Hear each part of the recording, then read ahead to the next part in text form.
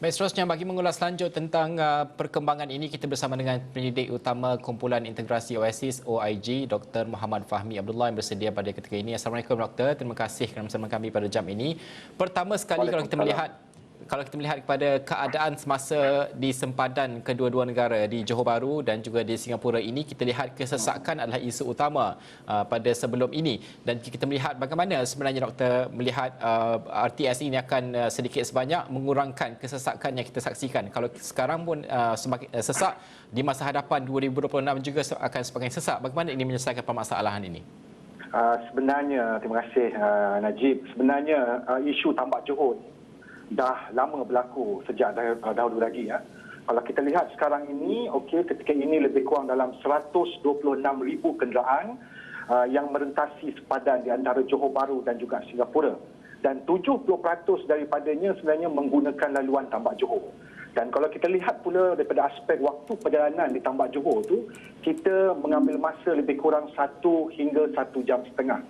Dan dengan kewujudan RTS ini sebenarnya ia banyak memberikan impak terutamanya daripada aspek waktu perjalanan.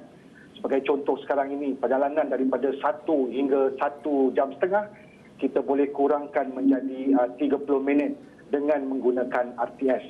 Maksudnya daripada aspek itu, pengurangan daripada aspek kesesakan kita dapat kurangkan.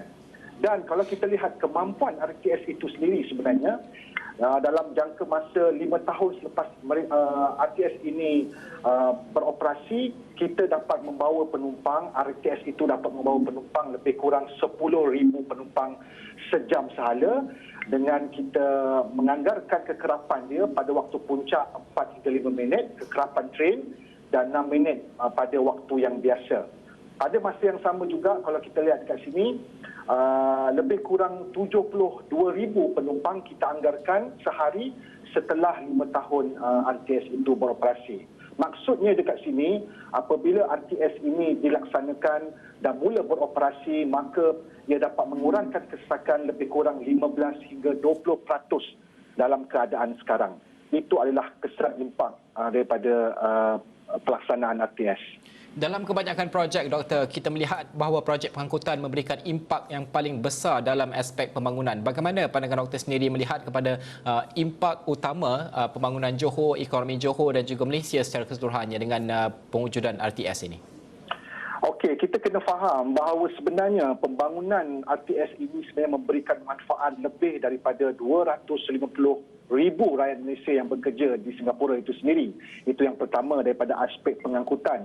Yang kedua, kita kena faham bahawa di negeri Johor ini sendiri, kita sebenarnya dengan kewujudan RTS ini dia dapat meningkatkan, merancangkan pembangunan ekonomi wilayah selatan, di mana wujudnya bandar yang baru. Yang pertama sekali dengan kita dapat sokongan dengan pembangunan wilayah perniagaan antarabangsa Ibrahim yang telah pun kita rancang di negeri Johor. Dan pada masa yang sama juga sebenarnya pembinaan depoh RTS itu sendiri, kalau dulu di Mandai, sekarang ini di Wadi Hana, ia dapat ataupun dijangka membuka lebih kurang 1,500 peluang pekerjaan di samping peluang-peluang lain di sekitarnya. Dan kita memang tidak dapat menafikan bahawa kewujudan RTS ini, pembangunan RTS ini akan membuka lebih banyak bandar baru di kawasan sekitarnya. Doktor, untuk kita melihat kepada RTS ini disifatkan sebagai pengangkutan yang pintar dan juga cekap. Bagaimana untuk kita melihat bahawa dalam angka 126,000 yang berulang-alik daripada sempadan ini, dan kita melihat kepada bergerak ke hadapan untuk pertambahan kapasiti dan juga mobiliti rakyat kedua-dua negara, apa lagi penambahbaikan yang mungkin pada pandangan doktor yang boleh dilihat untuk jangka masa panjang dalam projek RTS ini?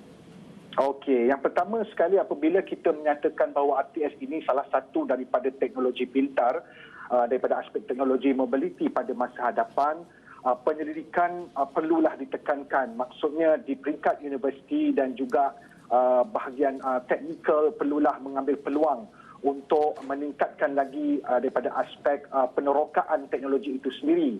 Dan kita mengharapkan bahawa kewujudan ataupun pembangunan RTS ini sendiri sebenarnya dia dapat bukan sekadar memberikan teknologi baru, tetapi ia memberikan pemindahan teknologi berlaku daripada luar dan dalam negara. Dan ini sebenarnya salah satu peluang kepada para penyelidik, terutamanya di universiti ataupun pihak-pihak yang berkepentingan untuk meneroka. Dan kita kena faham juga sekiranya RTS ini telah berjalan dan kita menjangkakan bahawa high speed rail akan berlaku nanti, berkemungkinan pada masa hadapan bahawa stesen ini akan disambungkan ataupun akan dikonekkan bersama dengan high speed rail yang akan mungkin jangkaan kita akan dimaklumkan dalam masa terdekat nanti dalam pelaksanaan dia.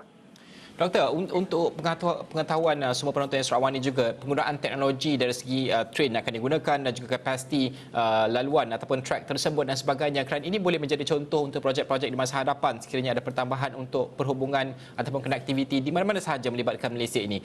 Apa yang boleh kita belajar dari segi penggunaan teknologi baharu yang mungkin relevan untuk tempoh yang panjang? Penggunaan teknologi bagaimana yang Doktor jangkakan dalam pembinaan RTS ini? Kita kena faham bahawa sekarang ini kita kena menerima hakikat bahawa kita ini adalah pengguna kepada teknologi, terutamanya teknologi rail, tetapi kita kena mengubah kita punya pemikiran menjadi daripada pengguna ataupun kepada pencipta ataupun peneroka, menambah baik teknologi yang sedia ada.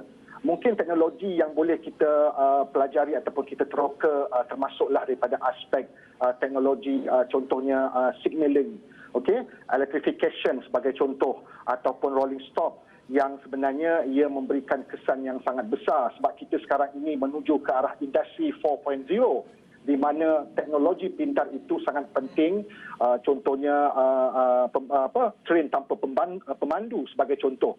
Dan juga pada masa yang sama juga, di samping kita mengejar teknologi pintar ini, kita perlulah menerapkan aspek pembangunan hijau ataupun pertumbuhan hijau di mana ia bukan sekadar menyokong kepada teknologi tetapi memelihara alam sekitar pada masa hadapan. Doktor, terakhir sekali, bagaimana untuk kita melihat pengurusan perbandaran itu sekiranya kita wujudkan stesen ataupun RTS seperti ini akan menjadikan satu pusat tumpuan kepada sistem pengangkutan utama yang mungkin ramai orang akan tertumpu di kawasan tersebut, konektiviti juga tertumpu di kawasan tersebut, pembangunan juga. Bagaimana untuk menguruskan pembangunan ini supaya tidak berlaku kesesakan pada satu kawasan saja? Kita kena faham apabila kita membangunkan suatu projek seperti RTS ini, salah satu inisiatif yang perlu dilakukan terutamanya oleh pihak kerajaan adalah membangunkan Transit Oriented Development, TOD, di mana di situ adalah satu kawasan yang lebih signifikan dan sistematik supaya perkara seperti kesesakan ataupun hanya tertumpu kepada sesuatu kawasan itu tidak terjadi. Ini dapat melancarkan lagi dan juga meningkatkan lagi pelaburan di dalam negara. Dan kita kena faham juga apabila kita membangunkan TOD ini, ia perlulah seiring dengan perancangan yang telah pun ditetapkan oleh pihak kerajaan. Di samping kita perlu memikirkan di manakah letaknya pembangunan sebagai contoh di kawasan industri, di kawasan perumahan dan sebagainya. Sebab itu TOD ini sangat penting apabila kita membangunkan projek mega seperti RTS ini. Okey, terima kasih Dr. Muhammad Fahmi Abdullah, penyelidik utama Kumpulan Integrasi Oasis OIG, membincangkan perkara tersebut. Sudah pasti perancangan ini kita percaya sudah pun dirancang untuk melihat, kalau kita lihat kepada kedudukan stesen di Bukit Cagak itu juga, kalau kita lihat stesen bas berada di Lakin dan sebagainya, jadi bukan tertumpu pada satu kawasan. Ini mungkin mengurangkan sedikit kesesakan yang kita jangkakan akibat pergerakan yang mungkin meningkat apabila siapnya projek RTS nanti. Terima kasih Dr. Fahmi kerana bersama kami pada jam ini.